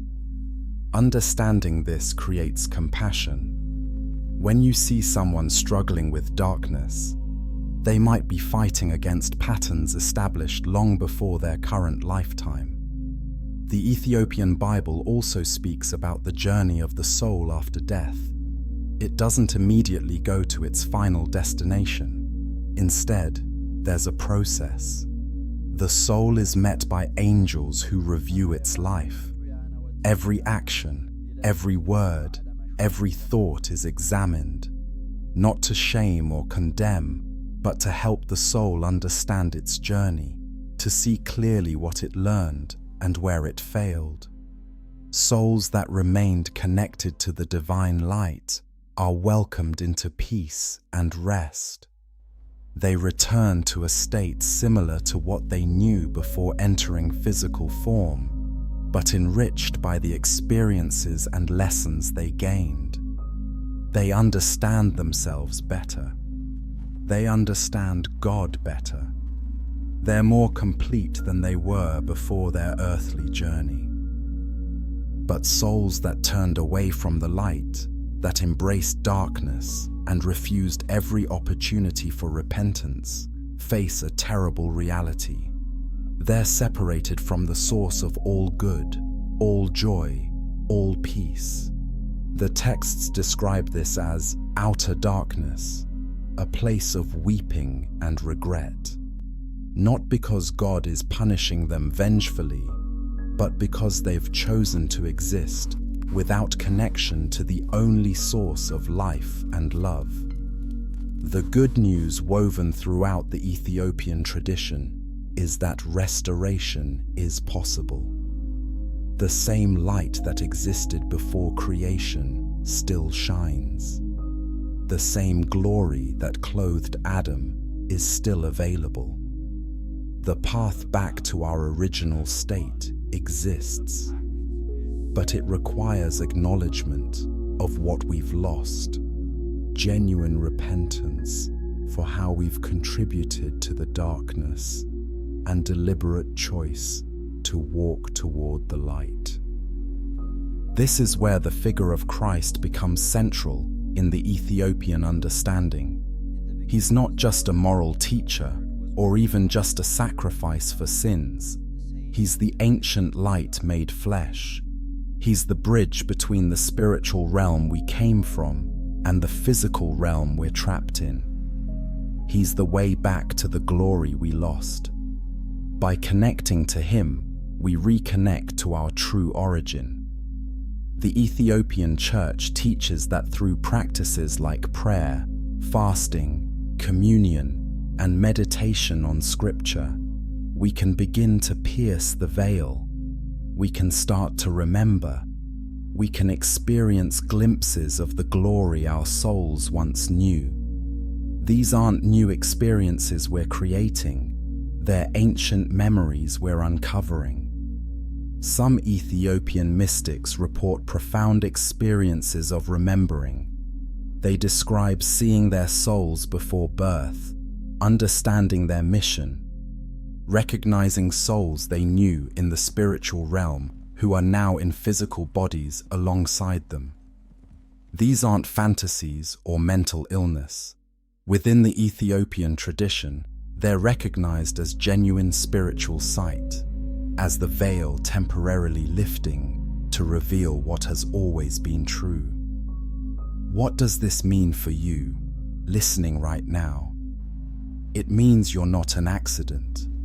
You're not random molecules that happen to gain consciousness. You're an ancient soul on a journey through material reality. You have a purpose that existed before your birth and will continue after your death. The longings you feel, the sense that there must be more than this, the moments when beauty brings tears to your eyes, all of these are your soul remembering. It also means that everyone around you is on a similar journey. Every person you meet is an ancient soul, battling their own darkness, seeking their own light, trying to remember who they really are. This should create immense compassion. That difficult person at work, they're a soul in crisis, forgetting their divine origin. That homeless person on the street, a soul who got lost on the journey. Your irritating family member, a soul struggling to remember, just like you. The Ethiopian Bible's message is ultimately hopeful. Yes, there have been multiple falls. Yes, corruption entered creation. Yes, we've lost much of what we once had. But the story isn't over. Restoration is coming. A day will arrive when the veil is permanently lifted, when souls are fully reunited with their source, when the glory lost in the various falls is completely restored. Until that day, we live between two realities. We have physical bodies that anchor us to earth, but we have souls that belong to heaven. We're bridges, just as Adam was meant to be. The question is whether we'll fulfill that purpose or forget it entirely. Whether we'll let the physical world completely distract us from spiritual truth, or whether we'll remember enough to seek what truly matters. As you prepare for sleep tonight, rest in this truth. You are more than you appear to be. Your soul carries ancient wisdom and divine origin. You're on a journey that matters eternally, and every choice you make either helps you remember or causes you to forget further. Choose to remember. Choose the light. Choose the path back to glory. Coming up in our final chapter, we're going to talk about where all of this is heading. What's the end goal? What is God ultimately doing with this complex, painful, beautiful drama of creation, fall, and restoration? The Ethiopian Bible has a vision of the future that's both comforting and challenging. Let's explore it together. If this message is touching something deep in your soul, share this video. Maybe someone else needs to remember too. Subscribe to continue learning these hidden truths. And tell me in the comments, do you feel like you're remembering something ancient when you hear these teachings? One more chapter remains. Let's finish this journey well. Chapter 12. The return to what we once were. We've traveled together through thousands of years of hidden history. We've explored realms most people never think about. We've discovered that creation is far more complex, more beautiful, and more mysterious than simplified versions suggest. Now we need to ask the most important question: where is all of this heading? The Ethiopian Bible doesn't leave us hanging with just stories of the past. It also speaks clearly about the future. And according to these ancient texts, the future is about restoration. It's about returning to the glory that was lost. It's about completing the circle, bringing souls back to their original state, but enriched by everything they've learned through the journey. Remember Adam's robe of light. Remember how he glowed with divine glory before the fall. That wasn't meant to be temporary. That was the original design for humanity. And the promise woven throughout these texts is that the robe of light will be restored. Humans will again shine with the glory they were created to carry. Not in some vague, symbolic way, but actually and truly. This restoration won't happen automatically for everyone. It requires participation. It requires choices made consistently over a lifetime. The Ethiopian tradition teaches that through spiritual practices, through sincere devotion, through the transformation that comes from connecting with Christ, who is the light personified, humans can begin the restoration process even now. This is why the Ethiopian Church emphasizes fasting, prayer, and worship so heavily.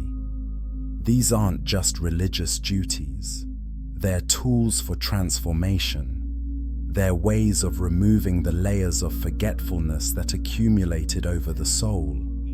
They're methods for polishing the mirror of the heart so it can reflect divine light again. The texts speak of a day when Christ will return, not as a humble servant this time, but in full glory. When that happens, those who have been preparing, who have been walking the path of restoration, will be transformed in an instant. Their physical bodies will be changed into glorified bodies. The robe of light will be restored. They'll become what Adam was before the fall, but even more. because they'll have overcome darkness and chosen light voluntarily. For those who have refused the path, who have embraced darkness and rejected every opportunity for change, that day will be terrifying. They'll see what they could have been and realize what they've lost. The separation will become final. There will be no more chances to choose differently. The harvest will be complete, with wheat and weeds permanently separated. The Ethiopian Bible also speaks of a renewal of all creation, not just humanity, but the earth itself will be transformed. The curse that came with Adam's fall will be lifted. Nature will return to its original harmony. Animals will no longer kill each other. The ground will produce abundantly without struggle. Even the heavens will be made new, fresh, glorious beyond our current imagination. This new creation will be a perfect blend of spiritual and physical. It won't be purely spiritual like the first creation before matter existed, but it won't be limited by the corruption and death that mark our current physical existence. It will be physical reality operating at its full potential, unhindered by the consequences of sin and rebellion. In this restored creation, humans will finally fulfill their original purpose. We'll be bridges between heaven and earth, priests bringing glory to God, rulers managing creation with wisdom and love. The job that Adam failed at, that humanity has struggled with for all these generations, will finally be done right. We'll be what we were always meant to be. The Ethiopian tradition also teaches that the restoration will include a reunion with the angels. The artificial separation between spiritual beings and physical humans will be overcome. We'll be able to see them, communicate with them, work alongside them. The two realms will interpenetrate completely, creating a reality richer than either realm alone. What about the fallen angels and demons? The texts are clear that their rebellion is permanent. They refused transformation. They rejected restoration. They'll be sealed away in the places prepared for them, separated eternally from the light they once knew. This isn't cruel vengeance. It's the natural consequence of their unchangeable choice. They've become so identified with darkness that light is now painful to them. The watchers who are currently imprisoned will be released for final judgment. The Nephilim spirits that have roamed the earth causing trouble will be gathered and dealt with. Every account will be settled. Every injustice will be addressed. Every hidden thing will be revealed. Nothing will escape the final reckoning. But for those who have walked the path of restoration, that day isn't fearful. It's anticipated with joy. It's the graduation ceremony after a long, difficult schooling. It's the homecoming after an exhausting journey. It's the moment when everything finally makes sense, when all the suffering and struggle is seen to have been worthwhile. The Ethiopian Bible emphasizes that we're not passive in this process. We don't just wait for God to do everything. We participate in our own restoration. Every time we choose truth over lies, love over hatred, generosity over selfishness, we're putting on pieces of the robe of light. Every spiritual discipline we engage in polishes another section of our souls. Every act of worship connects us more deeply to the source. This is why your daily choices matter so much. You're not just living out a temporary physical existence that will end and be forgotten. You're shaping an eternal soul. You're determining what you'll be when the veil finally lifts completely. You're either moving toward the light or away from it, with every decision, every thought, every action. The beautiful thing is that it's never too late while you're still alive. No matter how far you've wandered into darkness, the path back remains open. The light is still shining, still calling, still willing to receive you. The Ethiopian tradition is full of stories of people who transformed late in life, who finally remembered their origin and ran back to it. But don't delay unnecessarily. None of us knows how much time we have. Physical death will lock in the direction you've been traveling. If you've been moving toward light, death is a doorway to more light. If you've been moving toward darkness, death makes that choice permanent. This isn't meant to scare you into faith. It's meant to create appropriate urgency. As we close this long journey through hidden knowledge, consider where you stand. Do you feel the call of the ancient light? Does your soul stir with recognition as it remembers its origin? Are you willing to walk the path of restoration, even though it requires discipline, sacrifice, and going against the flow of a dark world? The Ethiopian Bible has preserved these truths for exactly this moment. For people like you who sense that the standard religious answers aren't complete, who know there's something more, who are brave enough to explore beyond the boundaries of conventional teaching. These texts have been protected through centuries so that you could discover them now. You're not reading this by accident. Your soul has been seeking these truths, and now you've found them. The question is, what you'll do with them. Will you let this information just be interesting, or will you let it transform you? Will you begin walking the path back to glory? Or will you remain distracted by the temporary things of this physical world? The choice is yours. It always has been. That's the gift and the burden of free will. You get to decide who you become. You get to choose whether to remember or to forget permanently. The light is calling. Your soul knows the way home. All you have to do is start walking. Thank you for staying with me through this entire journey. If these truths have touched you, please share this video. Others need to hear this message. Subscribe to continue exploring mysteries that mainstream religion often ignores.